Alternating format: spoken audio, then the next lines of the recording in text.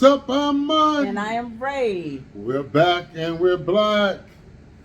This is a really quick impromptu video. My husband doesn't know what I'm going to ask him. I like doing videos like this because the spontaneity is just tasty. Off the hizzle for nizzle, my shizzle. I want to ask about doctors in the medical field. Okay. Do you feel that black patients should seek out black physicians? Yes. Why? Because how can or why do we believe that white physicians, doctors, therapists are better or more aligned with us for us to get some kind of help or healing when you already know the history of white America and white doctors? We are so trustworthy. We give the white community so much praise and promise that we forget our own. Okay, but if these doctors, if they're students in the same school, like, okay, we're both in the same class. It's me and there's a white counterpart of mine, and we're both in class, same class. We both graduate. Her credentials her GPA is higher than mine. So you wouldn't go against scores or anything like that. You would go against skin color. Yes. Why? Just because your grade point average is higher than yours, I'm not worried about your grade point average. I'm worried about if you're going to help me in that. And I'm going to see how sincere you are when I talk to you. I don't need to feel comfortable. I need to be aligned. I need to be comfortable to the point and trust in you that you're telling me the truth. Okay. How many times have we heard about malpractice? A lot. How many times have we heard of misdiagnosis? And those come from some doctors that are world renowned. Mm-hmm. So it's not all that about experience. And there are a lot of doctors that literally just want to get paid, and damn if you get healthy or not. Look at the gentleman by the name of Robert Courtney. Mm. Robert Courtney was a pharmacist. Robert Courtney was purposely diluting patients' cancer medication with water. Now here's a pharmacist that you're supposed to trust that's giving you the proper medication, that's not tampered with, so it can give you the healing. He contaminated over 4,000 patients in a span of 16 years. And this is who I'm supposed to trust? I mean, I'm just saying, look at the history of America.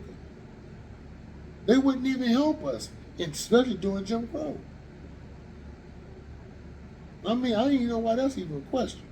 I mean, I was just asking, I was just wondering. That's how easy it is for us to be duped in this country. We trust our enemy. We send our kids to our enemy for healing and education. Now, do you think that that's systematic, meaning generational? Yeah, because our parents have taught us that. But history has shown us something different. This is the only country, hear this, this is the only country that has a history of massacres where white people were hunting black people. Yes. So why not become a doctor, right? I mean, for real, doctors are Klans members. Why didn't they wear hoods? So you had mayors, you had police chiefs, you had doctors, lawyers. They were walking around with white sheets in the hoods, terrorizing the black community. And then come and see you on the next day. How can I help you? Right. You had doctors write books on us being inferior. If you ever seen the movie called Django, Yeah. okay, go watch Django again, and I want you to go all the way to the point where Leonardo DiCaprio had that skull. Mm-hmm. The skull was a former slave, Yeah. and he said the reason why that slave was so subservient and so trusting is because of 3 dots that he had on the back of his skull. Mm-hmm. That he claims that white men don't have. This is who wrote a book. No. I want you to understand what I just said. He's saying that black people are more subservient and willing to be slaves because of 3 dots we have on the back of our skulls. Because of 3 dots that the former slave, Joe, I'm going to say Joe for instance, hypothetically, Joe has. That made him subservient. This is an educated man. This is a man who actually performed surgeries and things like that and theories on the black community. Now, take that and let's move on up to 2026. You really think the thought process is different? Not really. I think what's going on now is we're sticking with status quo because technology is a lot farther now Than it was then, and we have more information at hand.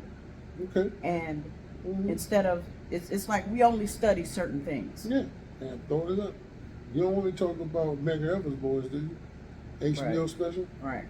where they were purposely given syphilis Mm-hmm. and was not treated, just to see what happens to black bodies that has this dreadful disease, but we don't get treatment. And they had treatment. And one of the brothers went and got, he joined the military. He got drafted. Mm-hmm. And they found out he had syphilis. 1 shot. Mm-hmm. And guess what? Right. Disease is gone.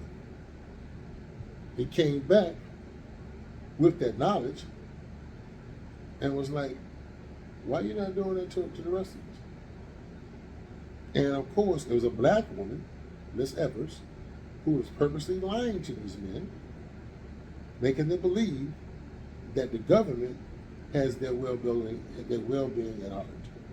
So come on, skepticism, come on, Steve, really. Yeah. The being a skeptic, we got to be.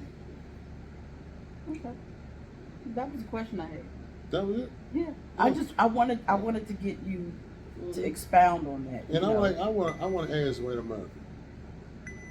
I know I never get to answer, but I want to ask White America. How many of you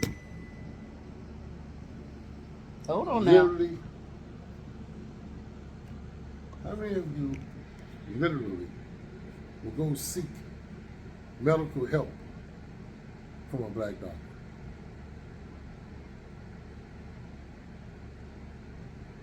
I would just look a black therapist. I haven't seen a lot of movies, a lot of TV shows.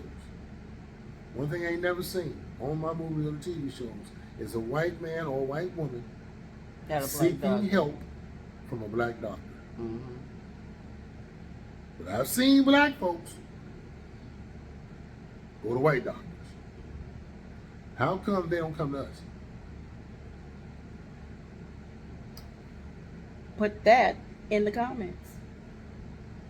Mm-hmm. Well, thank you, baby. You're Like I welcome. said, I just wanted to ask that question that's been on my mind today. So, Well, there it is. Well, that's our time. and we thank you for yours.